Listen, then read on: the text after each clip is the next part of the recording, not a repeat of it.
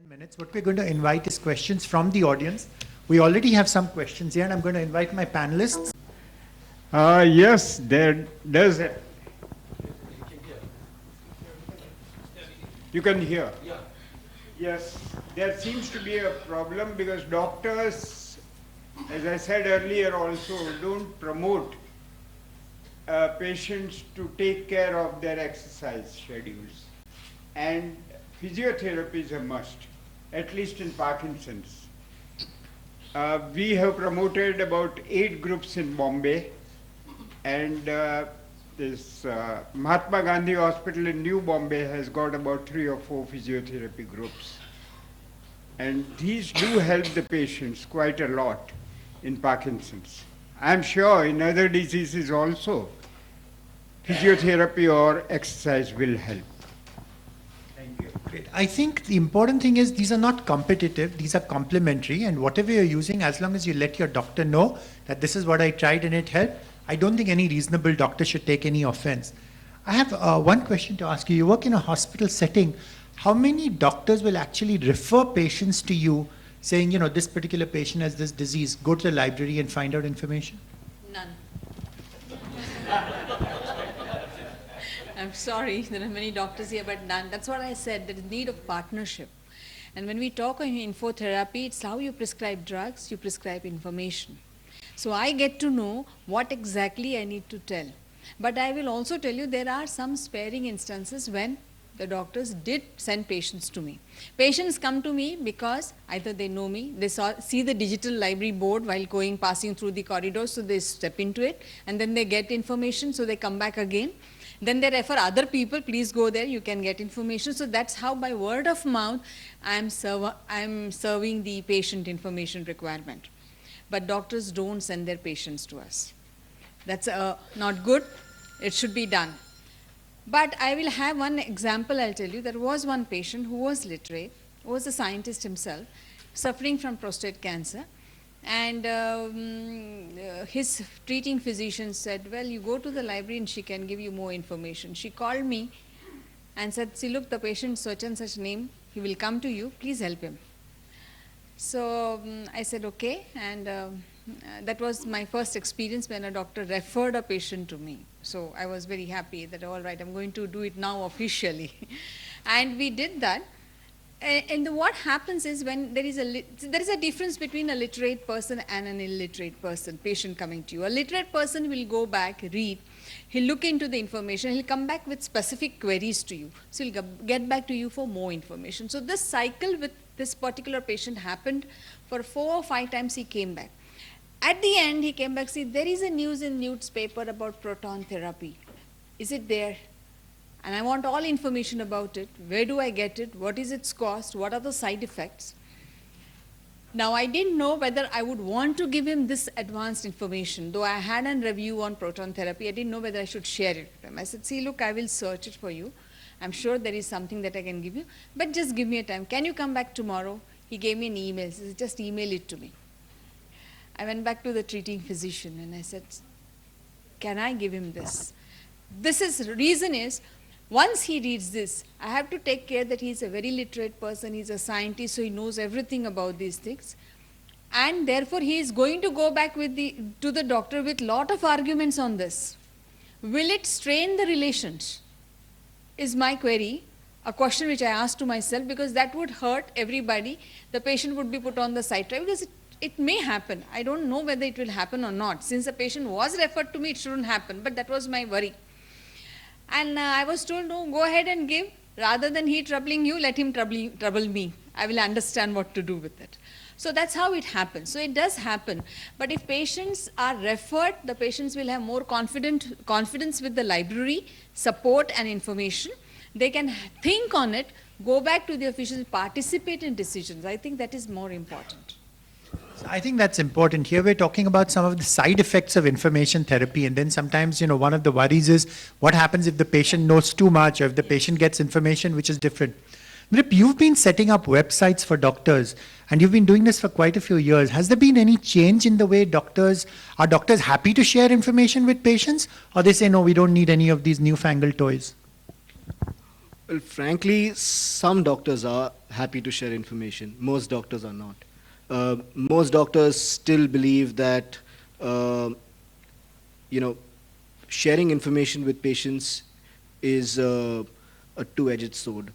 Some doctors actually believe technology is also a two-edged sword. So what happens is that some doctors who I still believe are like, the early adopters, and they're very few, they will be more than willing to share their case studies online, maybe just because they want to share it with other doctors. Some doctors will actually share patient education resources, multimedia content online. But again, these are right now a very small number, although the number has increased a lot in the last 5 years. You can pretty much say that if you had 100 doctors, I'm just giving you a relative number. If you had 100 doctors in 2006 who were willing to share information online, today you'll be probably looking at about 2,000 doctors. So that's a 200% change.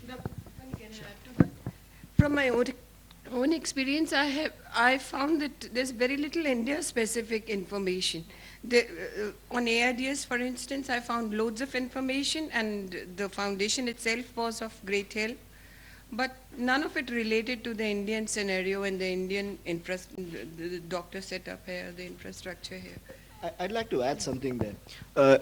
See, ma'am, you're absolutely right. This is actually a pain point of the fact that health information is not a good business yet. It's like today, if you are actually looking for health information, you will get a lot of literature from the West. But if you're looking for India-centric information, you'll only get it in those areas where people in India have actually seen a little bit of profitability. If you see areas like pregnancy, if you see areas like IVF, you will find good Indian content. You might even find good Indian content in multiple languages, because those are, the promising areas where there is big money to be made. On the other hand, if you actually look at diseases like, say, tuberculosis, okay, which is not a very profitable disease, although it's a very prevalent disease, you will find that unless you find an NGO who is sponsoring some content, it's very difficult to find good Indian content. Manish, how many doctors actually buy your games and leave them for their patients to play in the waiting room? 0%. No, so sometimes I wonder, is it something wrong with doctors, or is it something wrong with the way we're marketing some of these things to doctors? If it really seems that patients are interested in getting the information, and in spite of that, the information's not being provided to them by the doctors, I think that gap just seems to be there, and I'm not really sure why. A couple of questions. Radhika, I think what happened is, unfortunately, you had an extremely traumatic, bad experience in the hospital. But before that, what was your experience? Did you find that, were doctors clamming up because there was a problem? Do you think they were starting to hide things? They started to hide things. In fact, they were never open right from day one, and they should have put my antenna up. But it didn't, because when you are representing the consumer side, then you're not, I wasn't playing the watchdog.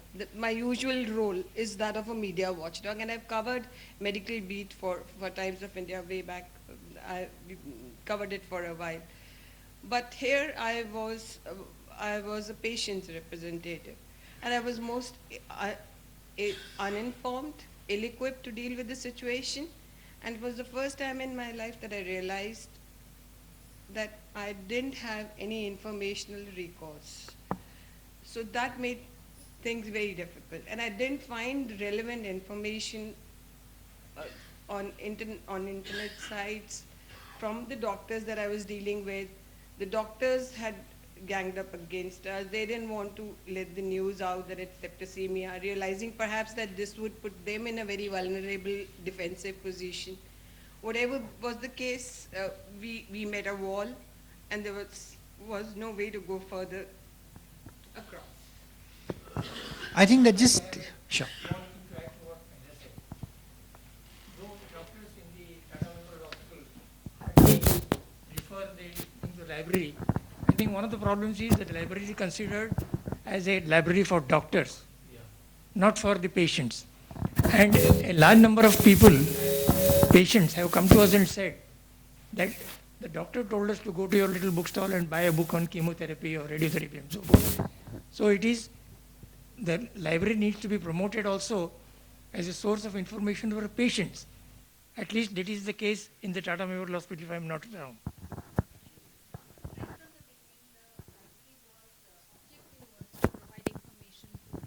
medical and paramedical staff of the hospital. So it was like defined role as clinicians, librarian. But we have to grow and we have to come out of it. Library is a growing organism. It is not just that. We have moved much more since the time I'm with the hospital for 11 years now. So right from what we began to this time, now we have spread our wings across. We are accessible across. We are 24 hours electronically accessible. So there are a lot of patient information also is being collected by us. But that needs to move. And then only it will grow. So when you create a document, you should share it with the library. Which is the library who's going to maintain it. When you bring a new edition, you know what was the earlier one. It's not just only about sharing or giving or disseminating. The role of library is to collate and disseminate, right? But unless you share the in-house, so that's why, you know, the Indian related information is not there. Why? Because the doctors don't share. Every unit in our hospital has a pamphlet to be distributed. It is distributed. But that's enough. Is that enough? There are questions beyond that, and that the library can take. Ma'am, all that is documented information, but there's a lot of information which is conveyed in non-traditional ways. Like when my mom was in a comatose state, she still wanted to communicate. She asked us to fetch a notepad and she scribbled notes, but nobody was willing to take a look at those notes.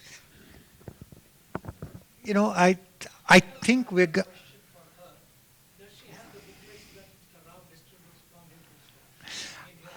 You know, so I will say, I think one thing we need to understand is that librarians are information specialists.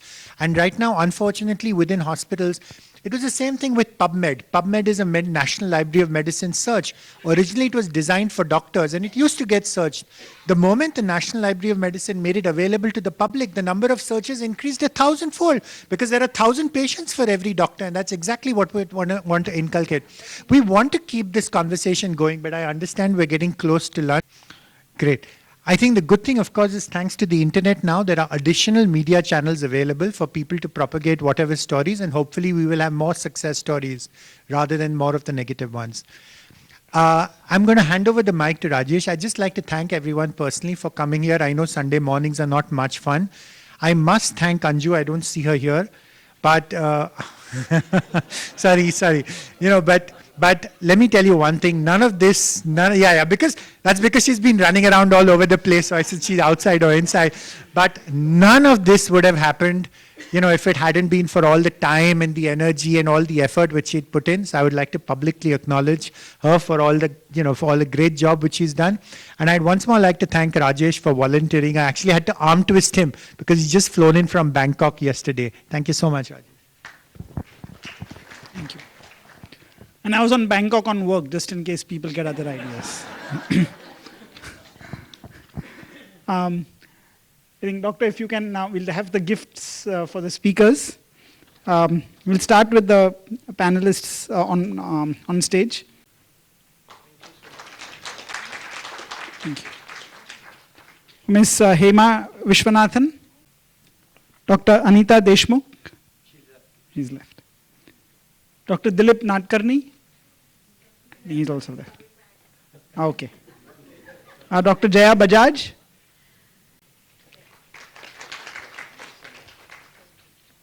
Mr. Rao.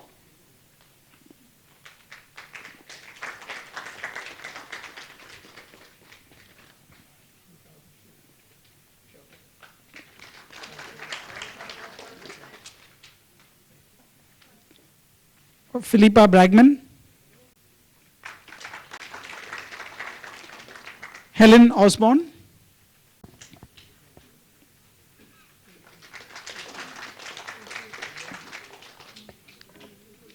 Dr. Medha Joshi.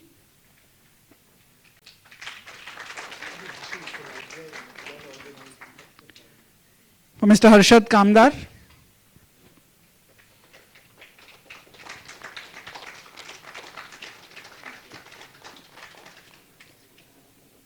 Radhika Sachdev.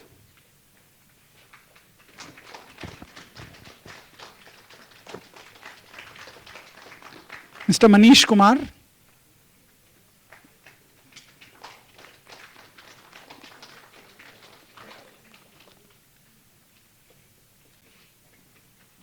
And for Nrip, Nihalani and Aditya Patkar.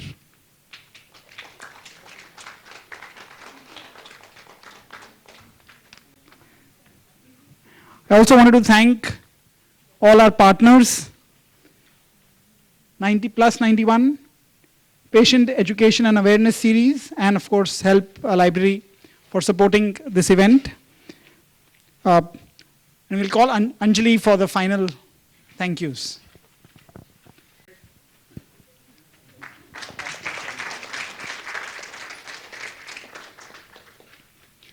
I think Anirudh and Rajesh have done half my job, but anyway, let me do a formal thank you. First of all, I would like to thank all the participants out here for getting up on a Sunday morning, coming here, and for being active participants, actually listening to those lectures, not dozing off, and listening very patiently and being giving us a good interactive session. I would like to thank Helen, a big thank you for coming here all the way from USA and being here with us. We thoroughly enjoyed your talk. And of course, a big thank you to her husband, who's been a very, very good husband, very patiently listening to her talk and through the lecture. Thank you very much. I would like to thank Rajesh for being such a wonderful, what do I call, a moderator in charge. Well, it has been an excellent master of ceremonies. The most important task is to cut short the talks of the speakers, which is a very, very difficult task. I think you've done a wonderful job and at the same time entertained us and taught us a lot of technology. Thank you so much. I would like to thank Anju once again, who is the backbone of this conference. Without her, this wouldn't have happened. And I would like to thank all the other speakers. They've come from all over the place, taking out time from their very, very busy schedules. As you know, a lot of them are doctors. Well, they've come from all over. Thank you so much for coming here and giving us a very, very good session. And, pardon? Yes, and last but not the least, the health library staff who's been working for days and days to make this occasion a great success. Thank you very much once again. Pardon? Yeah, and thank you for, again, Aditya and Rip once more for the webinar, for the Plus 91 technology, and Peace, I think, has already said that, for the DVDs and the things which you have in your in your bag. And Netcore, of course, Rajesh Jain once again. Thank you. Well, there are some refreshments right here in the next door room, so please, all those people who are staying back for the workshop and those who are not staying for the workshop, please carry on for the refreshments. Thank you very much.